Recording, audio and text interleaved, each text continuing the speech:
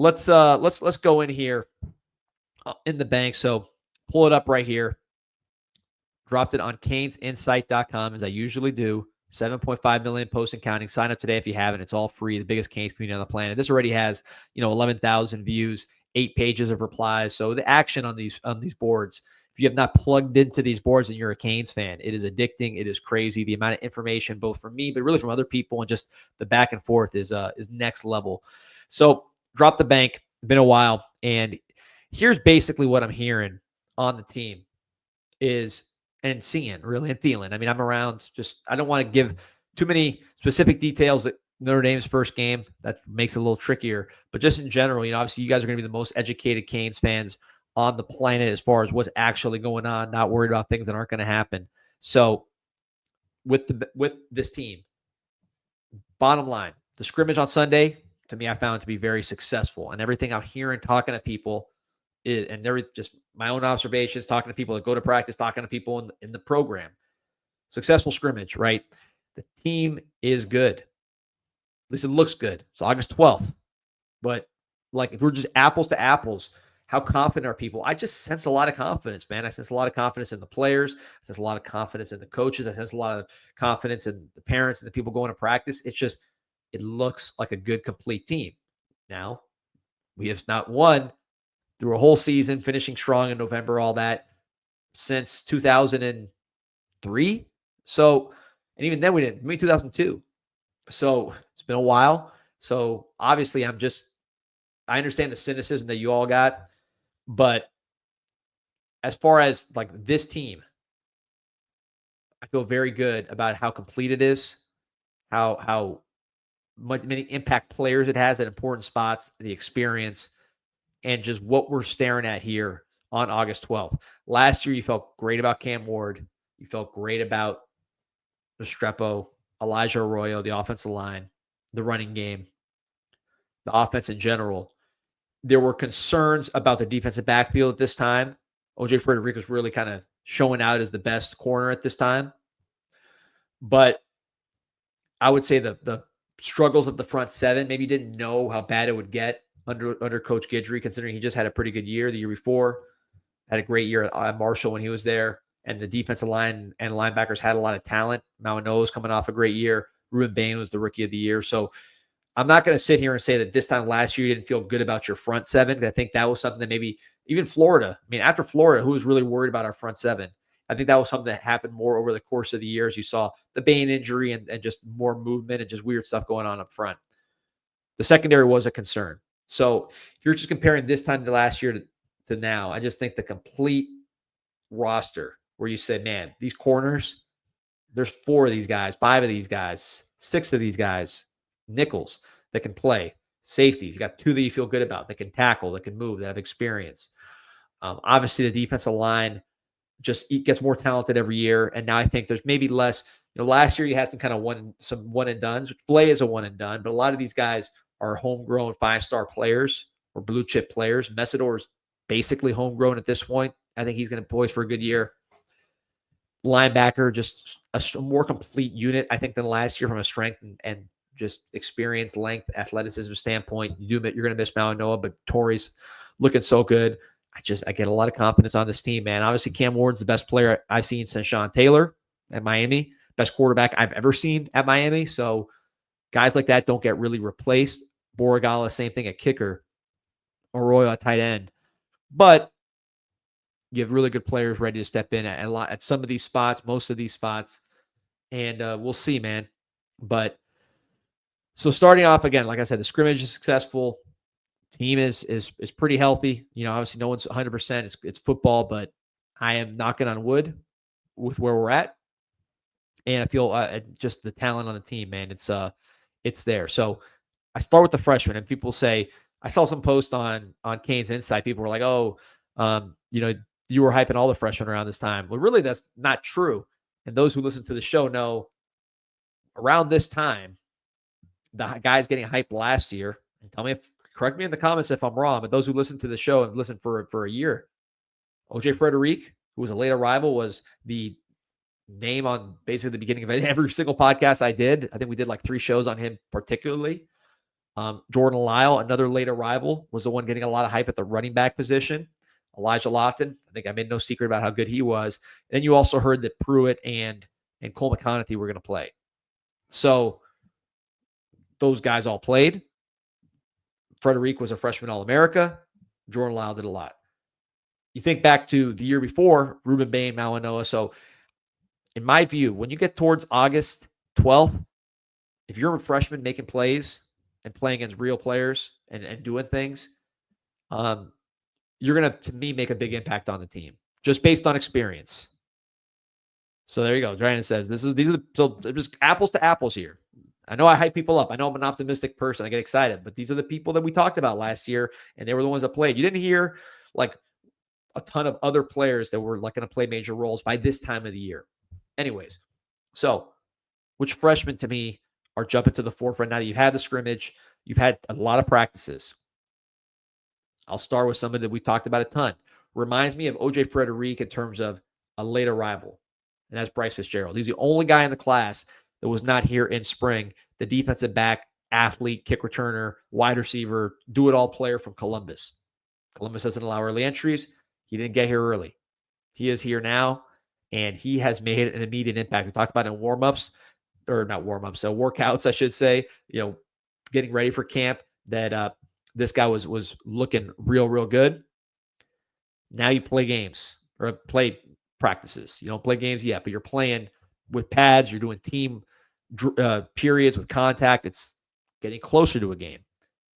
And he's doing his thing. Man, he is turning the ball over at a high rate. His level of athleticism is as good as we've seen at safety in a long time. He's a 4.4 runner. The range is outstanding because he has the instincts and the talent. He can catch the ball. Very similar to Cam Kitchens, just in terms of instead of, Cam Kitchens ran, 4.6, this guy's running 4.4, potentially 4.3 when he's all done. So the level of athleticism and range and ball skills is pretty unique. It's been showing up consistently. The question was really tackling, because in high school, that wasn't really part of his game. The interceptions for sure, the returns, the offense and defense ability, the kick return. But in the scrimmage, full contact, take him to the ground, and he's continuing to ascend. So that's a good sign that you had your first big test from a contact standpoint, and you passed that. He's 187 pounds. There's no issue with that. So if he can tackle enough to stay at safety, this is going to be a Cam Kitchens type player with more athleticism. And I love Cam Kitchens. Cam Kitchens starting in the NFL. His name is in the rafters. So I say that without, not lightly, but that's the kind of impact talent this guy has and what he's showing consistently. So that's one name to highlight. Again, as far as who are the Frederics, the Loftons, the Lyles this year, they're going to be a factor on this team. He's one that jumps to mind. Another one, and this is probably, I should have led with this name, but we talk about him so much, which is, Malachi Toney. The Malachi Toney, if you ask me to bet on any freshman, if you ask me to bet on really many players on this team, for what I value in players, this is me talking, I'm betting the house on Malachi Toney, because he is so good mentally, from a prep, from an instincts, from an IQ standpoint, and just maturity, emotional maturity, just that it factor too. He's got all that. So given that the system favors slots, given that he was here and he's been making plays consistently since he got here in spring, really since he got here in January, Malachi Toney is the one name I'd bet on. He's like Elijah Lofton last year. Just a guy that you just a great football player. But I think, unlike Lofton, he has a much clearer path to playing time in the slot. So I would mention that name first, but I want to get to Bryce because he's really rising fast and is so talented. The other name that's really rising fast, Josh Moore, the wide receiver out of West Broward. Big target, athletic, can adjust to the ball, plucks the ball, big hands. Another guy, mentally strong, younger. Malachi just has that savvy because he's a former quarterback. So I just think even though he's 17 in age, he's mentally very advanced. Whereas Moore's a freshman, but he's a freshman doing the right things to play. And the size and body control he has allows him to do a lot that's just unique on this roster. Very similar to Colby Young, who Beck loved in at Georgia, just more athletic and talented than Young. Obviously younger, he's a freshman, but similar, like big ability to play big while also being more athletic. This guy does backflips, he jumps over fences. I mean, this guy's a springy athlete. More is. So that's a name to watch, and I think just continuing to rise and ascend. So, I'm very confident that those three are on the right trajectory to potentially impact the 2025 Miami Hurricanes in a very positive way. And it's not just them, right? We could talk about all these guys. We talked about these freshmen a lot. I did a whole video on the class of 2025 because I like all those guys. I just want to highlight those three just from what I've seen, talking to sources, just trying to give it to you as straight as I can. Those are three that have a lot of helium behind them, just because what they're doing in practice and what they bring to the table from a skill set standpoint. Overall, a receiver, there's a lot of receivers that are making the case for playing time based on what I'm hearing. And some are going to hear that and say, oh, that means if you got, it's like quarterbacks. If you don't got a number one guaranteed guy, you don't have any. But I think you have a lot of guys that are capable of doing different things. And you also have Carson Beck, who's not really like a lock-on, like TBD, lock on his number one receiver. That's not really what Beck does. Beck is very much scan the field. Whoever's open, it's a check down, if it's a deep pass. If like he very much takes what the defense gives him. That's he's like similar to Dorsey in that way. He spreads the ball. And I think there's a lot of receivers beyond the guys I named that are young. CJ Daniels, veteran. Keelan Marion making a lot of plays. Tony Johnson's out there doing things. Ray, many more besides that. There's also young guys, the class of 24 guys. But that's what I'm saying. There's a lot of receivers, and it's not like, oh, there's no one that is like a go-to guy, so therefore you're dealing with a mass of people that are just kind of mid, to use a word that my kids have been using lately. Pick that one up. But, kind of average. I think you just have a lot of guys that are capable of doing different things in a good way, and you're excited about them, and then you have a quarterback that likes to spread it. Would you love to have Jeremiah Smith as your number one receiver, and he's the clear alpha? Yes. Eric Singleton, I'm not going to lie and sit here. You wish you didn't have a number one receiver of that caliber. But what I'm saying is a lot of guys that can make plays, and I think it fits with what Beck likes to do. I've talked a lot about the five-star players shifting to the defense. On the defensive line, guys that we spent a lot of time recruiting, spent a lot of money recruiting. Justin Scott's doing well, stalwart in the line. He's going to be a huge part of this team. Mod Moden, I'm very high on, probably the fastest first step on the team. David Blay. Oh, sorry, those are the D tackles. David Blay, holding the point, doing his thing. They did a very nice job being stout in the scrimmage. But as far as five stars, I got off track. In terms of 5 stars, you're talking about Justin Scott, who's doing great. Hayden Lowe, he did an interview with Dono. You see how smart this guy is, a huge, smart, athletic player who's going to play. Armando Blunt, we talked about him, another very, very intelligent guy who's strong and physical and had a really good scrimmage. But one name that I'm hearing a lot about as a 5-star signee, Marquise Lightfoot. Marquise Lightfoot's a guy that I just keep hearing his name. I keep hearing about Lightfoot and how explosive he is and how he can get in the backfield and do his thing. So that's a name where people always ask, how big is he? And he's not somebody who's, necessarily 240, 250, 260. Like, he didn't look like Hayden Lowe, and he's not going to be that. But in terms of what he does with his length, his change of direction, his speed, especially his speed and his motor, he can do a lot of things from a pass rush standpoint that help you. He can drop into coverage. He can run stuff down. He's a tough player. He's on kickoff. He's not a finesse guy, even though he's skinny. But the speed, obviously, is the money maker and the ability to get to the quarterback. He is somebody who I heard is an ascendant player as that second-year 5-star guy. Another 5-star player, and by the way, Ruben Messidor still doing their thing as starters. I think there's a lot of expectations on this pass rush in this new system. But another 5-star that we've talked about in the past, who the phrase I heard, the quote I heard on this player was, the light has come on. That's Samson Okunlola, Pancake Honcho himself. A lot of hype, 5-star player, kind of stops and starts. People are getting excited. He got hurt, then kind of hasn't really gotten on the field like you expect him to. Everybody's wondering what's going on. He's a 5-star, he's going to transfer. A lot of negative stuff around Samson. Really, all the guy did was work. He graduated in like 2.5 years. So, again, another high IQ guy, which I value personally. Not that these guys all have to be rocket scientists, but when a player is smart in the classroom and has good grades, they usually handle their business in the football side. So 2.5 years, working hard. Mirabal was very vocal defending him in the media circuit, just kind of like, hey, lay off Samson. He's doing great. Now seeing him, he's playing a lot of different positions with the first team. You see him at tackle. You see him at guard. I don't think I'm breaking secrets. You see it on the videos or the pictures that Instagram puts out. And he's doing really well. And again, the light has come on. That's what you hear about Samson. And we'll see. Obviously, there's games to be played. And there's going to be time. He's still just a redshirt sophomore. So keep that in perspective. He's got 3 years of eligibility, potentially. But you like to hear those things. You like to see him continue to ascend. And he's a hard worker who is smart. And obviously has talent. He's a 5-star player. So, that's something that is positive, and that I do expect Samson to play at some point. We've been lucky with offensive line injuries last year. So Markel Bell played maybe a little earlier than you expected. So Samson's a guy you could see somewhere on the field.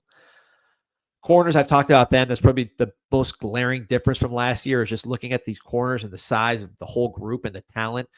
Guys like Charles Brantley, who's a smaller guy, he has a ton of experience, and he's not even someone you're really counting on to carry you. He's just one of the several guys, 4 of which are tall, athletic players.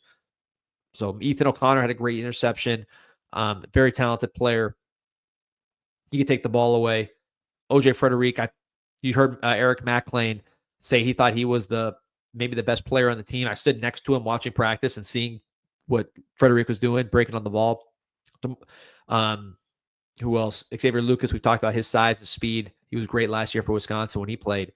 But Damari Brown is a name I keep hearing positive things about. He looks like just like this is. I compare it to David Njoku. This is not how corners normally look, but he can turn, he can run, he's well coached, and I know he can hit as well. He isn't really unloaded on people in practice as his own teammates, but I've seen him in games. This guy has a natural striking ability, but he can cover, and he's just having a really, really great camp. So Damari Brown, someone I throw into this very deep cornerback situation. Brandon asks, is Damari going to start? He could. That job's up for grabs with all the talent in there. I think this very well could be one of the best groups in the entire ACC. China Lagoon said, I wish we had these guys last year healthy. Me too, man. This would have been a whole different team, which is why I think this team is just more complete. Last point. The staff is going to be very, very aggressive in the flip market. Those are the words told to me. They are gearing up and being strategic about a very aggressive push in the flip market, flipping commits.